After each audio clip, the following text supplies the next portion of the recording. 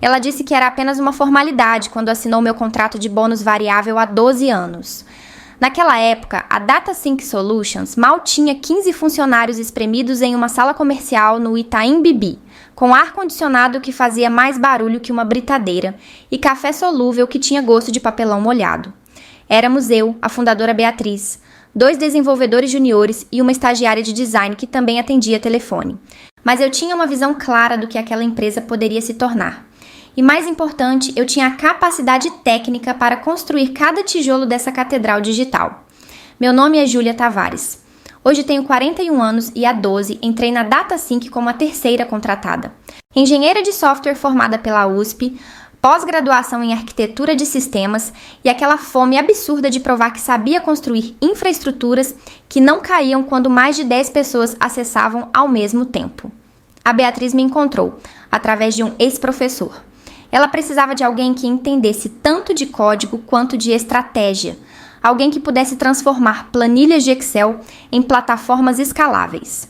Eu precisava de alguém que confiasse no meu trabalho sem me sufocar com microgerenciamento. Nos primeiros 6 meses, dormi uma média de 4 horas por noite. Construí a primeira versão da plataforma de integração de dados que se tornaria o carro-chefe da empresa.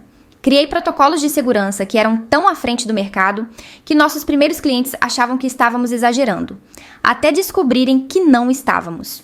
Até perceberem que enquanto os concorrentes vazavam dados como peneira, nossa plataforma era um cofre digital blindado. No segundo ano, fechamos nosso primeiro grande contrato. Um banco regional de Curitiba que precisava unificar sistemas legados sem expor informações sensíveis. 3 meses de trabalho intenso. Eu praticamente morei no escritório, alimentada a pão de queijo e energia pura de cafeína e determinação. Quando entregamos, funcionou perfeitamente. 0 bugs críticos. 0 tempo de inatividade. O gerente de TI do banco literalmente chorou quando viu o sistema rodar pela primeira vez sem travar. A partir daí, a DataSync decolou. E eu junto com ela. Fui promovida a gerente de tecnologia no 3º ano. Diretora de tecnologia no 5º ano. CTO no 8º ano. Cada título vinha com mais responsabilidade, mais estresse e, teoricamente, mais reconhecimento. Mas o que realmente importava para mim não eram as placas na porta ou os cartões de visita com títulos bonitos. Era saber que cada linha de código que eu escrevia, cada arquitetura que eu desenhava, cada protocolo que eu implementava, salvava a empresa de desastres que nem chegavam a acontecer porque eu já tinha previsto e blindado tudo antes. Beatriz sempre foi transparente comigo sobre as finanças. Nos primeiros anos, ela não conseguia me pagar o que eu valia no mercado. Então, criamos um acordo diferente. Meu salário base seria modesto, mas eu receberia um bônus variável amarrado diretamente ao crescimento da receita. Uma porcentagem específica do lucro líquido anual, calculada com base em uma fórmula que levava em conta tanto o faturamento quanto a retenção de clientes. Quanto mais a empresa crescesse de forma sustentável, mais eu ganharia. Era justo, era motivador. E mais importante, estava tudo documentado em um contrato separado do contrato de trabalho padrão. Um adendo específico, assinado por mim, por Beatriz e por nosso advogado na época, o Dr. Henrique Campos, um senhor de 60 anos que cheirava a livros antigos e tinha aquele jeito meticuloso de quem lê cada vírgula 3 vezes antes de aprovar qualquer documento. Durante anos, o acordo funcionou perfeitamente. Eu construía, a empresa crescia, meu bônus refletia essa contribuição. No meu melhor ano, embolsei quase R$400 mil só de bônus. Dinheiro que usei para dar entrada em um apartamento, ajudar minha mãe a se aposentar com dignidade e criar uma reserva de emergência que me dava tranquilidade de saber que eu não dependia de ninguém para sobreviver. Mas as coisas mudaram quando a DataSync começou a chamar a atenção de investidores maiores. No 10º ano, Beatriz fechou uma rodada de investimentos com um fundo de private equity de São Paulo. Dinheiro grande. Gente grande. E com eles vieram as exigências grandes: profissionalização da gestão, otimização de custos, reestruturação organizacional. Todas aquelas palavras bonitas que significam a mesma coisa: tirar poder de quem construiu e dar para quem só sabe destruir com planilhas do Excel. Foi quando Rodrigo Mendes entrou na nossa vida. Rodrigo era o CEO indicado pelo fundo. 43 anos, MBA em alguma universidade americana que ele mencionava em toda a conversa. Currículo inflado com passagens relâmpago por startups que ou quebraram ou foram vendidas por migalhas. mas que ele apresentava como cases de sucesso transformacional.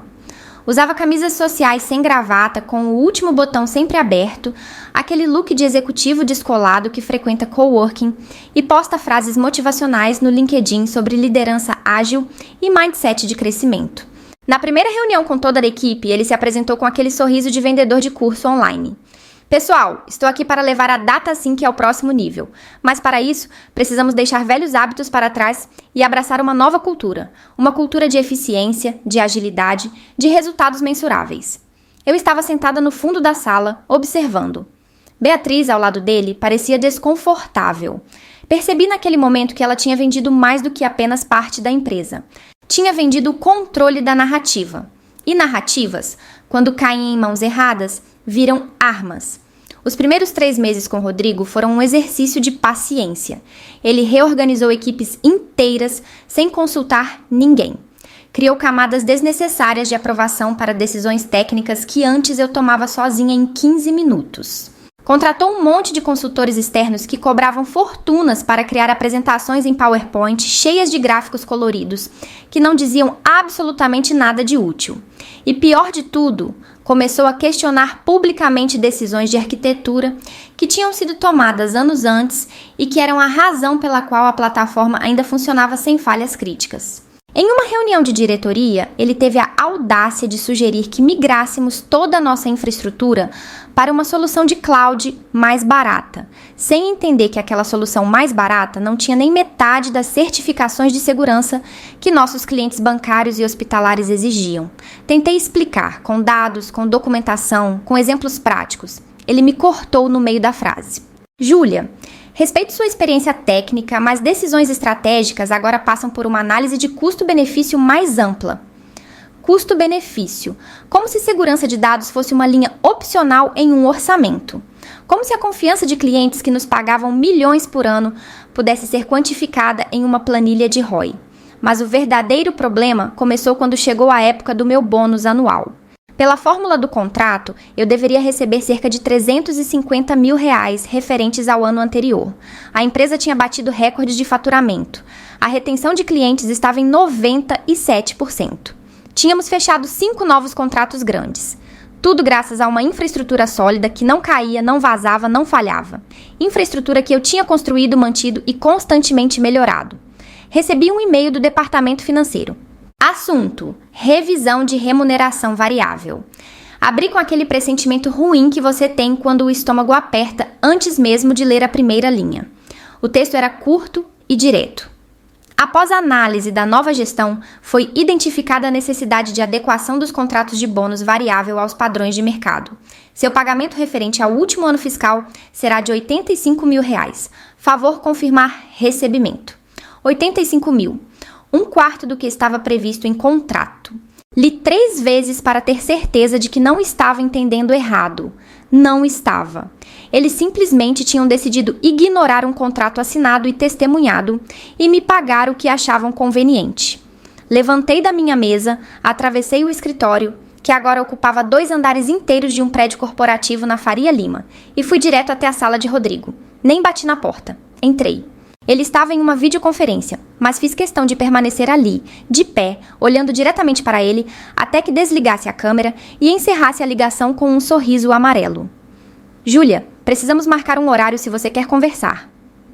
Não preciso de horário para discutir quebra de contrato, respondi mantendo a voz firme. Coloquei meu celular na mesa dele com o e-mail aberto. O que é isso? Ele nem olhou para a tela, já sabia. É uma adequação. Seu contrato antigo estava completamente fora dos padrões de mercado. Nenhuma CTO no Brasil recebe esse tipo de bônus variável. Meu contrato não está fora de padrão. Ele reflete minha contribuição real para esta empresa. E mais importante, é um contrato legal, assinado, com testemunhas e registrado. Você não pode simplesmente ignorá-lo. Rodrigo encostou na cadeira, cruzou os braços e me olhou com aquela arrogância característica de homens que confundem posição com competência. Júlia, vou ser direto com você. A empresa está em uma nova fase, precisamos de eficiência. Seu papel aqui é importante, mas não é insubstituível. Há dezenas de CTOs no mercado que fariam seu trabalho por metade do que você recebe. Se você não está confortável com os novos termos, podemos conversar sobre uma transição tranquila. Transição tranquila. Ele estava me ameaçando. Estava dizendo nas entrelinhas que se eu reclamasse do bônus, perderia o emprego. 12 anos de dedicação, de noites sem dormir, de finais de semana sacrificados, de código escrito com sangue e suor, reduzidos a uma linha descartável em uma planilha de otimização de custos. Respirei fundo. Contei até 5. Então falei com a voz mais calma que consegui. Rodrigo, vou te dar uma chance de reconsiderar essa decisão. Reveja meu contrato, fale com o jurídico e pague o que está previsto. Se não fizer isso, vou precisar tomar medidas legais. Ele sorriu. Aquele sorriso condescendente que você dá para uma criança birracenta. Júlia, você pode tentar, mas nossos advogados são os melhores do mercado. Boa sorte provando qualquer coisa. Saí da sala dele com as mãos tremendo. Não de medo, de raiva. Pura e concentrada raiva. Aquele tipo de raiva que ou te paralisa ou te transforma em uma força imparável. Escolhi a segunda opção. Se você já passou por alguma situação injusta no trabalho, onde sua dedicação foi ignorada ou seu valor foi diminuído, você sabe exatamente como eu me senti naquele momento. Fica comigo nessa história, porque o que aconteceu depois vai mostrar que estratégia sempre vence a arrogância. Se está gostando, deixe um comentário compartilhando como você lidou com chefes difíceis e se inscreve no canal para não perder o desfecho dessa reviravolta corporativa. Naquela mesma noite, sentei no sofá do meu apartamento com uma garrafa de vinho tinto, meu notebook e todos os documentos relacionados ao meu contrato que eu tinha guardado religiosamente durante todos esses anos. Pastas físicas, backups digitais, e-mails antigos, tudo. Organizei cronologicamente, reli cada cláusula e então liguei para a única pessoa em quem eu confiava para me aconselhar em questões legais. Dr. Henrique Campos, o advogado que tinha redigido meu contrato original com Beatriz. Henrique era aquele tipo de profissional raro. Não tinha escritório chique na Faria Lima com vista para o MASP. Trabalhava em uma sala modesta na Liberdade, com estante de madeira até o teto entupidas de códigos jurídicos encadernados em couro e processos antigos amarrados com barbante. Mas o homem era um gênio silencioso, especialista em direito empresarial e contratos de remuneração variável. Tinha uma memória fotográfica para detalhes e aquela capacidade irritante de prever problemas que só se revelariam anos depois. Marquei uma reunião para a manhã seguinte. Cheguei às 8 da manhã com 2 pastas cheias de documentos e uma xícara de café que já era a terceira do dia. Henrique me recebeu com aquele sorriso tranquilo de quem já viu todo tipo de trapaça corporativa e nada mais o surpreende. Júlia, me conta o que aconteceu, disse ele, ajeitando os óculos de leitura e pegando a primeira folha que coloquei sobre a mesa. Contei tudo. O e-mail, a conversa com Rodrigo, a ameaça velada de demissão, a tentativa de me forçar a aceitar 1/4 do valor contratado. Enquanto eu falava, Henrique ia folheando os documentos, fazendo pequenas anotações em um bloco de papel amarelado. Quando terminei, ele ficou em silêncio por um momento que pareceu uma eternidade. Então tirou os óculos, limpou as lentes com um lenço de tecido e me olhou com aquela expressão que eu aprendi a reconhecer. Era a expressão de quem acabou de encontrar ouro em uma mina abandonada. Júlia, eles cometeram 3 erros gravíssimos. Primeiro, seu contrato de bônus variável não é um simples acordo verbal ou e-mail. É um documento registrado em cartório como adendo ao contrato principal de trabalho. Segundo, a cláusula de cálculo do bônus é cristalina, sem margem para interpretação subjetiva. Terceiro, e esse é o mais importante, ele fez uma pausa e apontou para uma página específica do contrato. Há uma cláusula que eles claramente não leram. Inclinei-me para ver o que ele estava apontando. Parágrafo 8º, subseção D. Uma cláusula que Henrique tinha insistido em incluir 12 anos atrás e que na época pareceu exagerada. A cláusula dizia, em linguagem jurídica rebuscada, essencialmente o seguinte: qualquer descumprimento unilateral do acordo de bônus variável por parte da empresa não apenas obrigava o pagamento imediato do valor integral com juros e correção monetária, mas também acionava automaticamente uma multa contratual equivalente a 200% do valor devido, além de garantir à parte lesada o direito de tornar pública a quebra contratual sem violar cláusulas de confidencialidade. Ou seja, se a DataSync não me pagasse o que estava previsto, teria que pagar o triplo. E mais importante, eu poderia contar para quem eu quisesse sobre o que eles tinham feito, sem medo de processos por quebra de NDA. Henrique, isso é real? Essa cláusula realmente vale? Ele sorriu, aquele sorriso raro de advogado que sabe que tem uma vitória garantida. Júlia, eu redigi esse contrato. Eu o registrei. Está tudo correto, tudo legal, tudo irrefutável. E tem mais. Quando a DataSync recebeu o investimento e mudou de estrutura societária, todos os contratos antigos deveriam ter sido revisados e revalidados. Mas me diga uma coisa, alguém te pediu para assinar uma nova versão desse contrato de bônus? Pensei por um momento. Não, assinei novos termos de confidencialidade e algumas atualizações de política interna, mas o contrato de bônus nunca foi mencionado. Exatamente. O que significa que seu contrato original continua válido em sua totalidade. Eles não podem simplesmente ignorá-lo. Qualquer tentativa de modificação unilateral é quebra de contrato e aciona todas as cláusulas de penalidade. Senti uma onda de alívio misturada com uma satisfação quase perigosa. Então, o que eu faço? Henrique juntou todos os documentos, organizou em uma pilha perfeita e bateu levemente na mesa. Você faz o seguinte. Primeiro, enviamos uma notificação extrajudicial formal para a empresa, com cópia para o Conselho de Administração, para o Departamento Jurídico e para os representantes do Fundo de Investimento. Nessa notificação, exigimos o pagamento integral do bônus dentro de 15 dias úteis e informamos que a não conformidade acionará a cláusula de penalidade. E se eles ignorarem? Então a gente parte para a segunda fase. Ajuizamos uma ação judicial, o que em casos como esse, com documentação tão sólida, costuma resultar em acordo antes mesmo de chegar a julgamento. Mas, Júlia, tem uma coisa que você precisa entender. Essa cláusula que permite tornar pública a quebra contratual é uma arma poderosa, principalmente para uma empresa que depende de reputação e confiança de clientes corporativos grandes. Entendi o que ele estava dizendo. A DataSync vendia segurança, confiabilidade, integridade. Se vazasse que eles estavam quebrando contratos internos, desrespeitando suas próprias lideranças, tentando fraudar pagamentos legalmente devidos, qual cliente confiaria neles com seus dados sensíveis? Henrique, prepara a notificação e inclui tudo, cada vírgula dessa cláusula de penalidade. Quero que eles saibam exatamente o tamanho da besteira que fizeram. Ele acenou com a cabeça.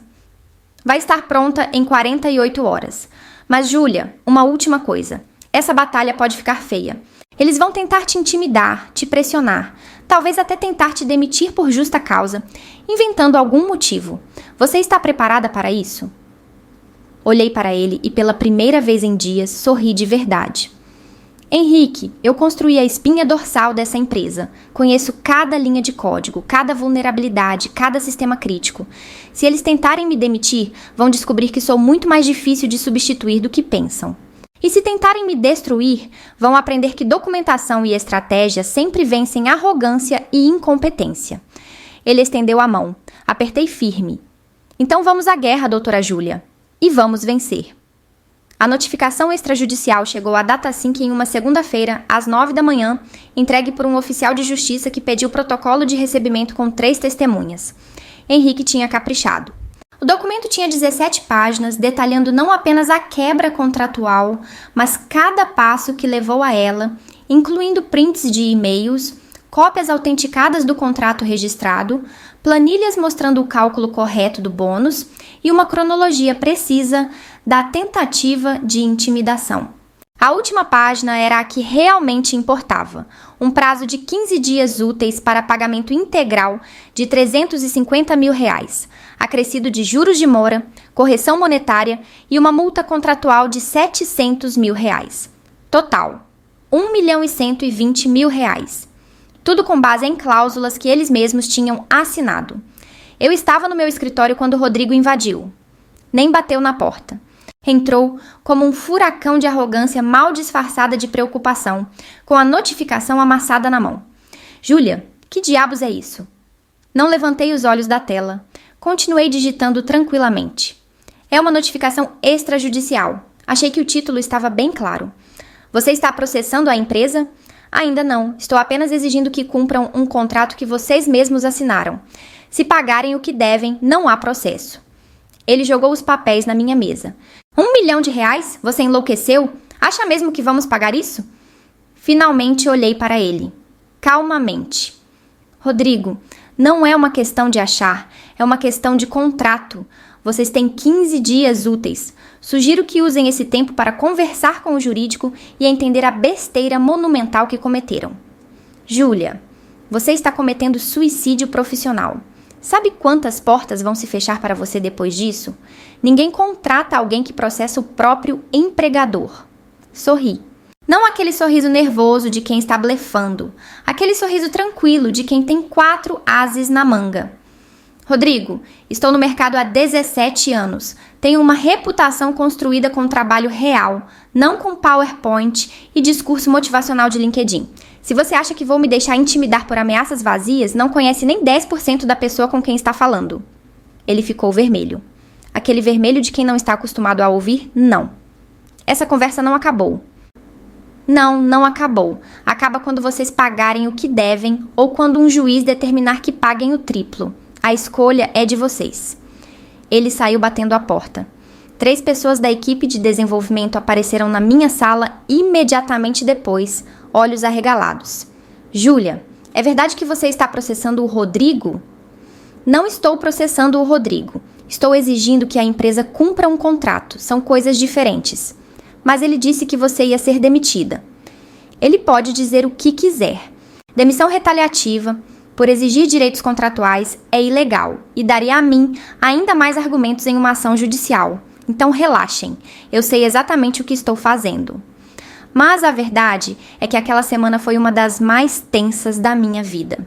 Rodrigo começou uma campanha silenciosa de isolamento. Parou de me convidar para reuniões estratégicas. Começou a tomar decisões técnicas sem me consultar. Espalhou para alguns membros da equipe que eu estava sendo problemática e criando um ambiente tóxico. Algumas pessoas compraram a narrativa dele, outras não. Recebi mensagens de apoio de colegas antigos, gente que tinha trabalhado comigo desde os primeiros anos. Um desenvolvedor sênior que eu tinha contratado pessoalmente me mandou um texto que dizia simplesmente: Júlia, a gente sabe quem construiu essa empresa. Não deixe eles apagarem sua história. Mas o momento mais revelador aconteceu quando Beatriz, a fundadora, me chamou para um café. Encontramos em uma padaria nos Jardins, longe do escritório. Ela estava diferente, mais magra, mais cansada, com aquele olhar de quem vendeu a alma e só percebeu o preço depois. Júlia, eu preciso te pedir desculpas. Por quê? Por não ter te protegido. Quando aceitei o investimento, achei que estava fazendo o melhor para a empresa. Mas entreguei o controle para pessoas que não entendem o que construímos, que não valorizam quem realmente fez isso acontecer. Beatriz, você assinou meu contrato. Você sabe que o que estão fazendo é errado. Eu sei. E falei com o Rodrigo, falei com o conselho. Mas eles estão convencidos de que você vai desistir, que é só uma estratégia de negociação para conseguir um valor intermediário. Não é estratégia. Eu não quero negociar. Eu quero o que está previsto em contrato. Nem mais, nem menos. Ela bebeu o café devagar.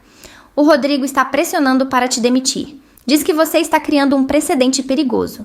Que se pagarem seu bônus integral, outros funcionários vão começar a exigir o mesmo. Outros funcionários não têm contratos como o meu. E se tiverem, deveriam receber o que está previsto. Essa é a coisa certa a fazer. Júlia, só estou te avisando. Ele vai tentar te destruir. Vai inventar motivos, vai distorcer situações, vai fazer o possível para transformar isso em uma demissão por justa causa.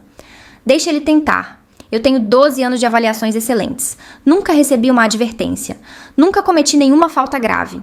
E mais importante, tenho cada e-mail, cada mensagem, cada decisão documentada. Se ele quiser brincar sujo, vai descobrir que eu jogo muito melhor. Beatriz sorriu tristemente. Você sempre foi a mais inteligente de todos nós. Não sou inteligente, sou preparada. Tem diferença. Nos 15 dias seguintes, a empresa não respondeu formalmente à notificação. Silêncio absoluto. O que, segundo Henrique, era péssimo para eles. Silêncio em questões jurídicas não é estratégia, é admissão de fraqueza. No 16º dia, exatamente quando o prazo expirou, Henrique ajuizou a ação judicial. Processo trabalhista com pedido de tutela de urgência para bloqueio de valores e inclusão de todas as cláusulas de penalidade. A petição inicial tinha 42 páginas e era uma obra-prima de argumentação jurídica. Anexamos tudo: contrato registrado, e-mails comprovando a quebra, prints de conversas, testemunhas dispostas a depor, análise de jurisprudência favorável. A bomba tinha sido armada. E agora era só questão de tempo até explodir. A notícia do processo vazou em 72 horas. Não por mim, obviamente. Eu tinha mantido tudo em sigilo absoluto. Mas processos judiciais são públicos. E quando você processa uma empresa de tecnologia conhecida por valores milionários, a informação se espalha rápido nos círculos corporativos. Começou com mensagens no LinkedIn. Executivos de outras empresas me adicionando. Headhunters aparecendo do nada oferecendo vagas de CTO com salários absurdos. Jornalistas de veículos especializados em tecnologia me pedindo entrevistas para falar sobre direitos trabalhistas no setor. Eu recusei todas as entrevistas. Não precisava de holofotes. Precisava de justiça. Mas a pressão real começou quando blogs especializados em startups e gestão corporativa começaram a cobrir o caso, sem citar nomes inicialmente, mas com detalhes suficientes para quem conhecesse o mercado identificar a DataSync. CTO com mais de uma década em empresa de tecnologia, processa empregador por quebra de contrato milionário. Fundos de investimento estariam pressionando lideranças técnicas a aceitar reduções salariais unilaterais. O lado obscuro da profissionalização de startups, quando contratos são rasgados em nome da eficiência. Cada matéria era uma cutucada na ferida, e o mercado começou a reagir. Clientes fazendo perguntas desconfortáveis, parceiros querendo garantias de que a empresa era confiável, investidores questionando a competência da gestão. Afinal, que tipo de empresa quebra contratos com sua própria liderança técnica? Se não conseguem honrar acordos internos, como vão honrar acordos com clientes? Foi quando a DataSync cometeu o erro que eu estava esperando. Em vez de resolver a situação discretamente, Rodrigo decidiu ir à ofensiva pública. Deu uma entrevista para um podcast de empreendedorismo, onde, sem me citar nominalmente, deixou claro que estava falando de mim. Tem profissionais no mercado que ficam presos ao passado, que acham que porque ajudaram a construir algo nos primeiros anos, merecem tratamento especial para sempre. Mas empresas precisam evoluir, e às vezes, evolução significa deixar para trás pessoas que não conseguem acompanhar o ritmo. Ele continuou, com aquele tom condescendente de quem acha que está dando uma aula de gestão. Temos casos de pessoas que tentam extorquir a empresa com processos baseados em contratos antigos que não refletem a realidade do mercado atual. Nossa resposta é clara: não cedemos a chantagens. Temos os melhores advogados e vamos defender a empresa de qualquer tentativa de abuso. Extorsão, chantagem, abuso. Ele estava me acusando publicamente de crimes que eu não cometi. Estava tentando destruir minha reputação antes mesmo do processo chegar a julgamento. Foi o erro que eu precisava. Henrique ouviu o podcast inteiro, transcreveu as partes relevantes e anexou como prova adicional ao processo: difamação pública, dano moral, tentativa de intimidação.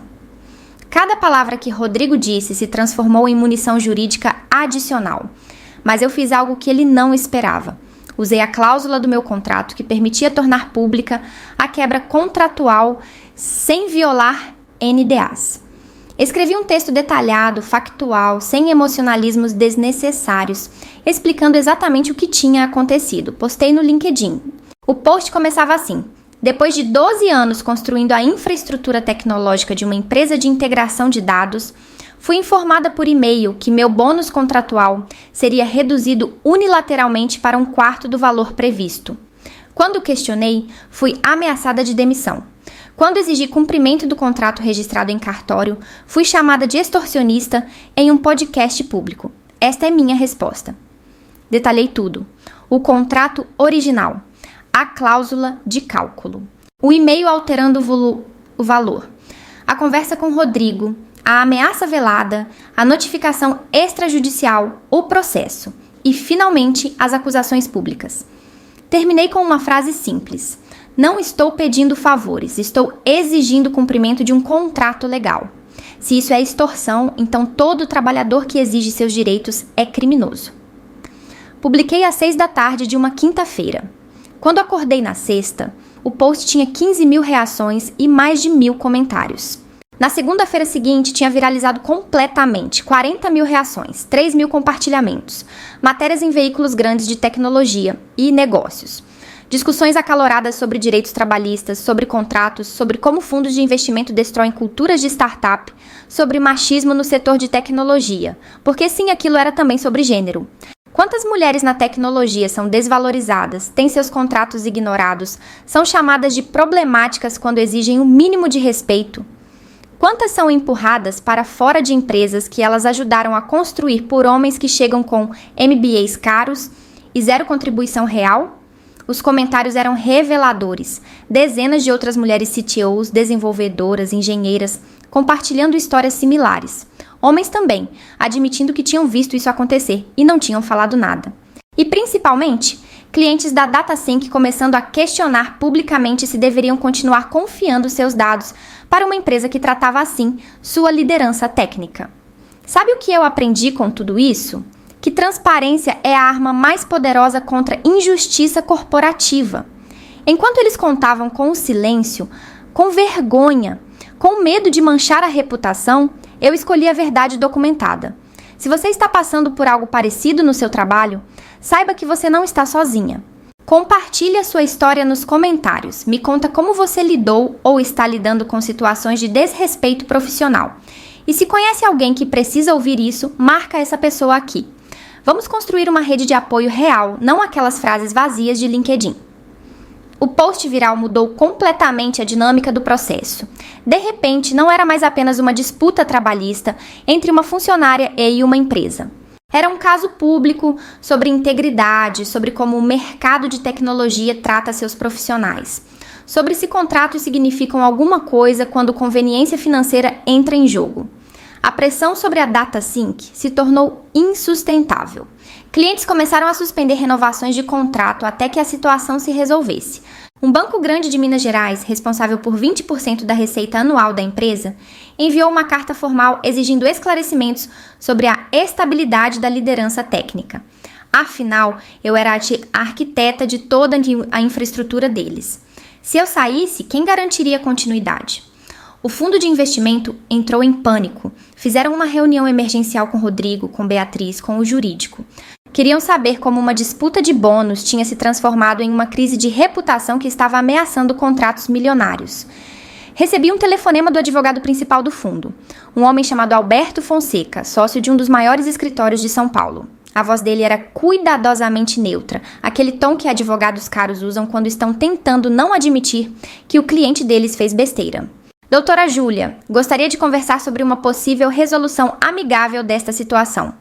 Doutor Alberto, já existe uma resolução muito simples: pagar o que está previsto em contrato. Compreendo sua posição, mas precisamos encontrar um caminho que seja razoável para ambas as partes. Doutor, com todo respeito, razoável seria ter honrado o contrato desde o início. Razoável seria não ter me ameaçado quando questionei. Razoável seria não ter me chamado de extorsionista publicamente. Agora, razoável é cumprir todas as cláusulas contratuais, incluindo as penalidades. Houve uma pausa. A senhora está ciente de que o valor com as penalidades ultrapassa R$1 milhão? Estou plenamente ciente. E também estou ciente de que esse valor é uma fração do prejuízo que a DataSync está tendo com a perda de contratos e danos à reputação. Então, na verdade, pagar o que devem é a opção mais barata disponível. Ele suspirou. Não aquele suspiro dramático de advogado tentando intimidar. Aquele suspiro genuíno de quem sabe que não tem argumentos. Vou conversar com meus clientes. 3 dias depois, recebi uma proposta formal. A DataSync se comprometia a pagar o valor integral do bônus, R$350 mil, mais juros e correção. Mas queriam negociar a multa contratual. Em vez de 700 mil, ofereciam 200 mil. Total, cerca de 600 mil reais. Levei a proposta para Henrique. Ele leu, fez algumas contas e me olhou. É um bom acordo. Você recebe mais que o dobro do bônus original. Eles economizam R$500 mil. Todo mundo sai menos machucado. Mas não é o que está no contrato. Não é. Mas, Júlia, processos são imprevisíveis. Mesmo com toda a documentação que temos, existe uma chance, pequena, mas existe, de um juiz interpretar as penalidades como abusivas e reduzir. Se você aceitar essa proposta, tem o dinheiro na conta em 15 dias. Pensei por um longo momento. Não sobre o dinheiro, sobre o princípio, sobre enviar uma mensagem, sobre o que essa negociação significaria para todas as outras profissionais que estavam acompanhando o caso, que tinham comentado no meu post, que estavam enfrentando situações similares. Henrique, se eu aceitar menos do que o contrato prevê, estou dizendo que está tudo bem quebrar contratos desde que você pague alguma coisa depois. Estou dizendo que ameaças e difamação pública têm um preço, e esse preço é negociável. Não quero enviar essa mensagem. Então você quer recusar? Quero fazer uma contraproposta. Eles pagam o valor integral previsto no contrato, incluindo todas as penalidades. R$1.120.000. Mas em troca, eu assino um termo me comprometendo a não fazer mais declarações públicas sobre o caso e a considerar o assunto encerrado.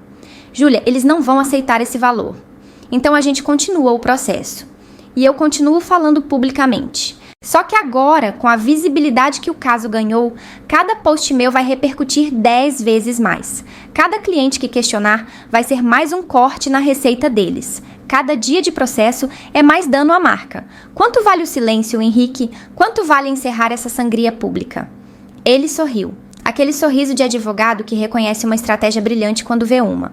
Você está jogando pôquer com a reputação deles como ficha. Estou cobrando o preço justo pela paz deles. Nada mais, nada menos. Henrique preparou a contraproposta. Enviamos no dia seguinte. A resposta demorou uma semana inteira. Uma semana onde eu continuei trabalhando normalmente, indo ao escritório, cumprindo minhas funções, enquanto Rodrigo me evitava como se eu fosse radioativa. A equipe toda sabia o que estava acontecendo.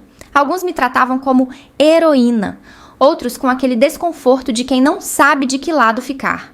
Mas eu não precisava de lados, precisava de justiça. A resposta veio numa sexta-feira, fim do expediente. Alberto Fonseca ligou pessoalmente. Doutora Júlia, meus clientes aceitaram seus termos. Vamos preparar o acordo nos valores propostos. R$1.120.000 pagos em 2 parcelas. Metade em 15 dias, metade em 30 dias. Em contrapartida, a senhora assina termo de confidencialidade sobre valores e compromisso de não fazer mais declarações públicas depreciativas sobre a empresa. Senti algo estranho naquele momento. Não era exatamente alegria, era uma satisfação profunda, quase física. A sensação de que quando você se mantém firme nos seus princípios, quando você documenta tudo, quando você não aceita migalhas, o mundo eventualmente se curva à justiça. Aceito os termos, peço que envie o acordo para revisão do meu advogado. Será enviado ainda hoje. Desliguei o telefone, sentei na minha cadeira, olhei pela janela do escritório, a cidade de São Paulo se estendendo até onde a vista alcançava. Milhões de pessoas lutando suas próprias batalhas diárias. E pensei em quantas delas simplesmente aceitavam o injusto porque era mais fácil, porque o cansaço vence, porque a luta parece grande demais. Mas às vezes, só às vezes, quando você luta do jeito certo, com as armas certas, você vence. E essa vitória não é só sua. É de todo mundo que viu, que aprendeu, que vai usar sua história como combustível para suas próprias batalhas. O acordo foi assinado numa terça-feira chuvosa. Não houve cerimônia, não houve aperto de mãos cordiais, não houve aquela farsa corporativa de sem ressentimentos. Foi tudo por e-mail e assinaturas digitais. Frio, transacional, exatamente como deveria ser. A primeira parcela caiu na minha conta 11 dias depois. R$560.000. Olhei o extrato 3 vezes para ter certeza de que era real. Não gritei, não pulei, não comemorei. Apenas respirei fundo aquela respiração profunda de quem acabou de vencer uma maratona e levei alguns segundos para processar o que aquilo significava. Não era só dinheiro, era validação. Era a confirmação de que contratos importam, de que preparação vence a arrogância, de que você não precisa aceitar injustiça só porque alguém em posição de poder decide que suas regras não se aplicam a eles. A segunda parcela veio no prazo, mais R$560.000. Quando o valor total estava na minha conta, fiz algo que vinha planejando há semanas. Separei 300 mil para investimentos de longo prazo, 100 mil para uma reserva de emergência expandida, 50 mil para uma viagem que eu vinha adiando há anos e o restante deixei rendendo enquanto decidia meu próximo passo. Porque o acordo incluía uma cláusula que muita gente não prestou atenção. Eu poderia sair da DataSync a qualquer momento nos próximos 6 meses, sem perder nenhum direito trabalhista, com todos os benefícios de uma demissão sem justa causa, mais um pacote de transição generoso. Eles tinham literalmente me dado uma porta de saída dourada. Fiquei mais 2 meses, não porque precisasse, mas porque tinha projetos em andamento que eu não ia deixar pela metade. Porque tinha uma equipe que eu treinei pessoalmente e que merecia uma transição adequada. E principalmente porque eu não ia dar a Rodrigo a satisfação de dizer que eu fugi ou abandonei o barco. Durante esses 2 meses, algo curioso aconteceu. Rodrigo praticamente sumiu do meu radar. Parou de me questionar, parou de me provocar, parou de fazer aqueles comentários passivo-agressivos em reuniões. Descobri depois, através de canais internos, que o fundo de investimento tinha dado um ultimato para ele. Ou ele consertava a cultura de liderança e parava de criar crises desnecessárias, ou seria substituído. Beatriz voltou a ter mais participação ativa na empresa. Me chamou para um almoço, dessa vez sem aquele peso de culpa nos ombros. Júlia, eu deveria ter lutado mais por você desde o início. Deveria ter barrado o Rodrigo quando ele começou a desrespeitar contratos e pessoas. Beatriz, você estava em uma posição impossível. Investidores pressionando, conselho exigindo resultados, tentando salvar a empresa que você construiu. Ainda assim, você merecia mais. Mas olha, quero te fazer uma proposta. Que tal virar conselheira independente da DataSync? Você não precisa estar no dia a dia, mas sua visão técnica e estratégica continuaria guiando as decisões importantes. Pagamento anual fixo, participação em reuniões trimestrais e autonomia total. Pensei na proposta. Era tentadora, mas olhei para Beatriz e disse com honestidade: agradeço, de verdade, mas acho que é hora de eu construir algo novo, algo que seja meu desde a fundação. Ela sorriu.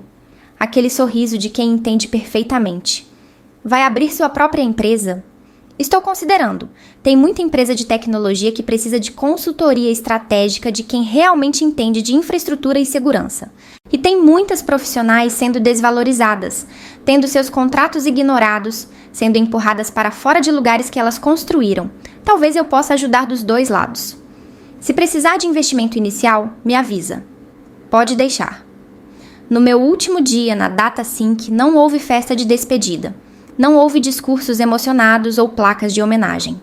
Apenas uma reunião rápida com a equipe de tecnologia, onde passei todos os documentos importantes, todas as senhas críticas, todas as informações de arquitetura que precisariam para manter os sistemas funcionando.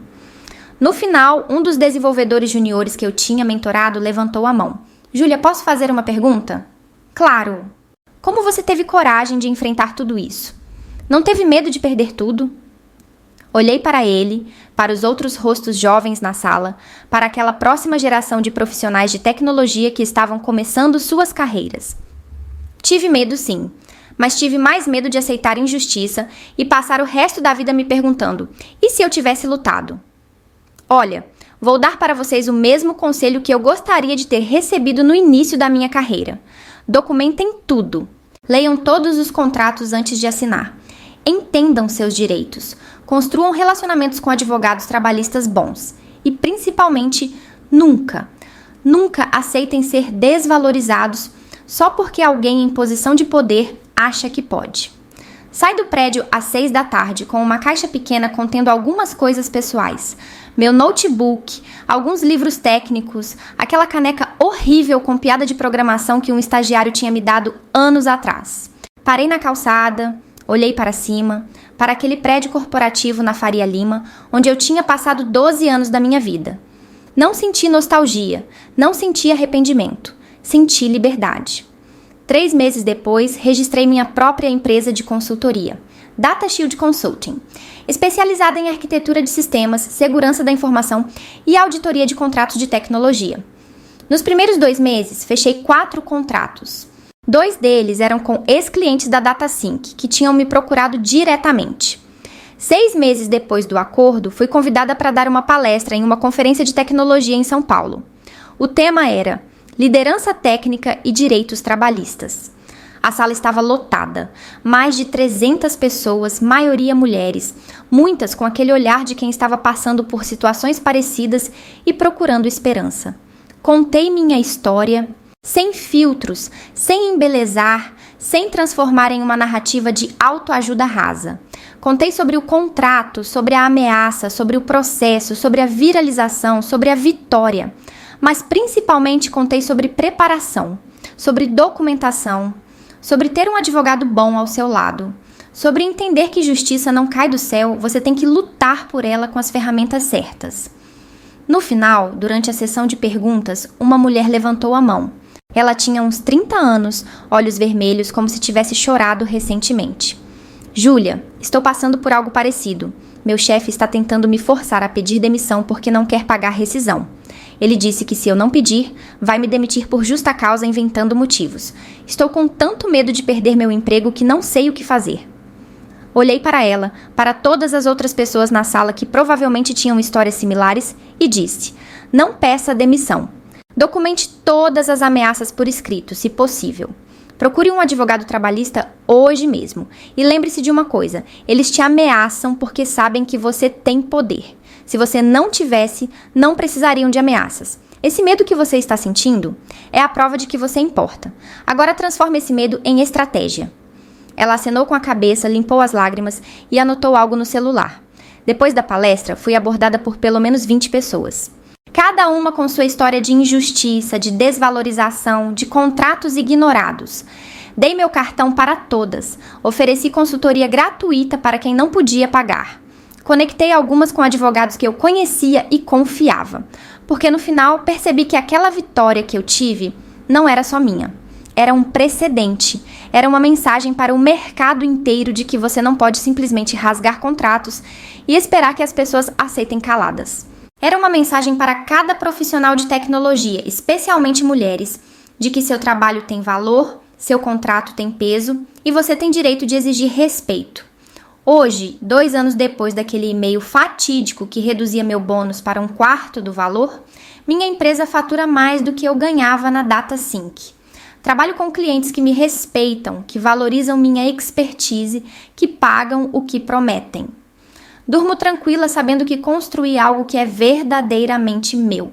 Às vezes ainda penso em Rodrigo.